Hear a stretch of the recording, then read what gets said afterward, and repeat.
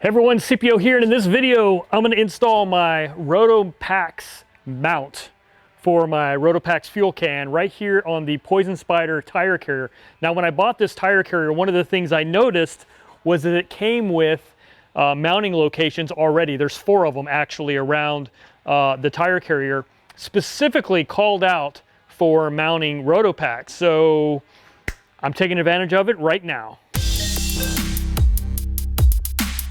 All right, so this is the Rotopax Deluxe mount. It actually comes with this mounting bracket and the Rotopax mount itself. Now, I was thinking that because the Poison Spyder tire carrier was pre-drilled for the Rotopax mount, I could forego the bracket and just go straight with this right onto here.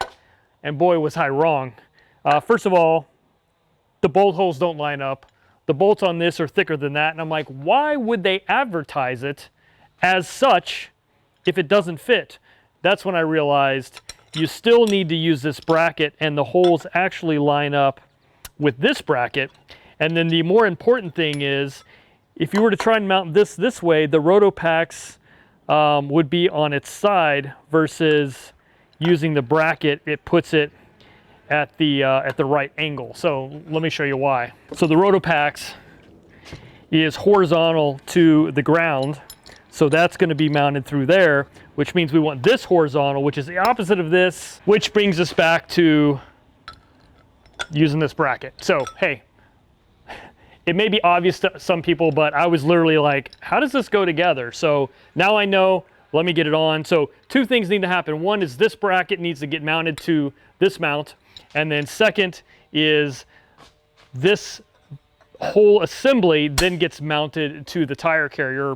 Quite frankly, wherever else you're going to mount this thing. It has to go in that order though. These 2 get mounted together first because you're going to conceal these bolt heads behind the bracket whenever you put it up to the tire carrier. So let me just knock this thing out real quick. Should be pretty easy. I am going to use thread lock for these bolts into the bracket to keep them from coming loose. And then for mounting to the tire carrier itself, I picked up a little pack of these, it's a 4-pack of the 1/4 by 20s, and 1/2 inch long, should be plenty. And then I had a few of these nylock nuts and washers left over from my diabolical enclosure install. So I'm going to use those. So bought basically 4, I only need 2 for this, little 1/4 by 20s, and yeah, had some leftover hardware. Let's do it.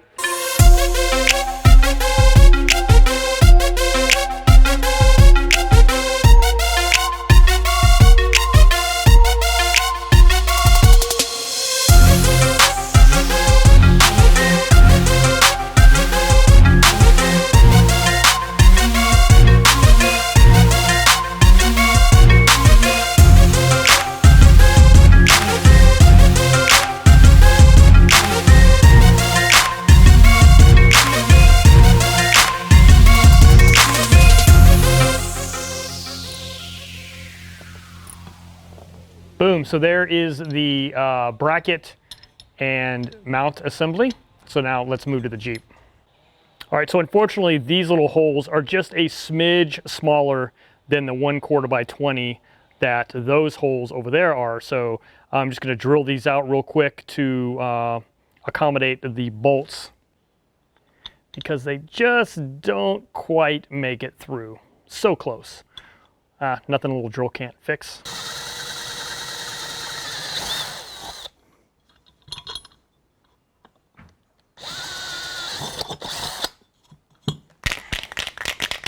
I'm just going to use a little bit of touch-up paint, just whatever I have laying around.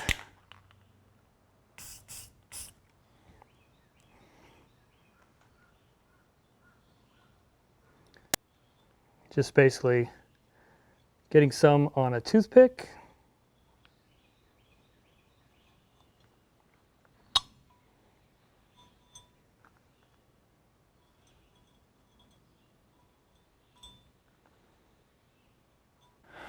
All right, now bolt through there,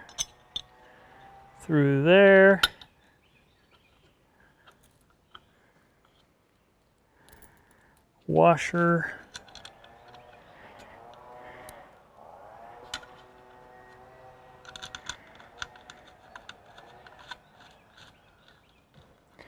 And a nylock nut.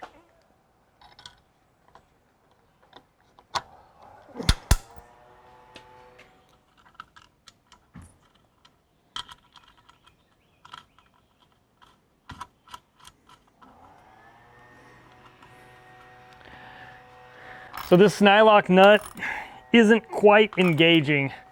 This bolt is just a tad on the short end.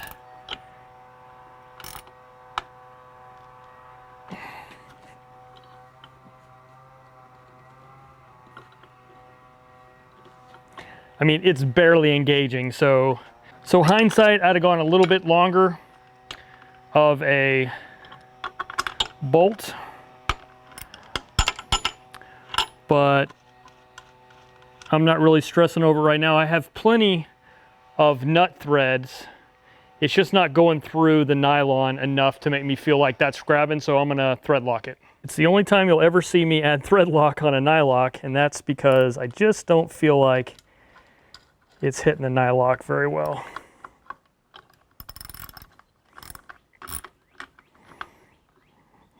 Maybe next time I go to the parts store, I'll grab a little bit longer bolt, but for now, this will be fine.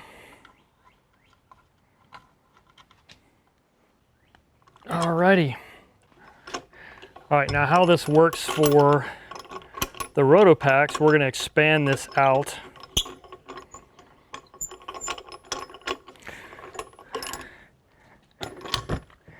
And what we want is these, this outer piece here to lock in with the detents on the Rotopax. And then this is gonna snug down and feel how it grabs. It doesn't have to be super tight, just enough to hold it. And there you go. So there's the Rotopax on the side of the tire carrier. We'll see how much I like that. I was debating here or here. I kind of want two of them. I kind of want two of them on the back, but I need another mount and another Rotopax. So I don't know. Oh, and the other important thing is to make sure it clears when you open the tire carrier, which it does. Probably because I have those low profile LED lights from Metal Cloak. I've got plenty of clearance there. So yeah, the only thing I really don't like about it, honestly, looking at it, is this being out there. It is what it is.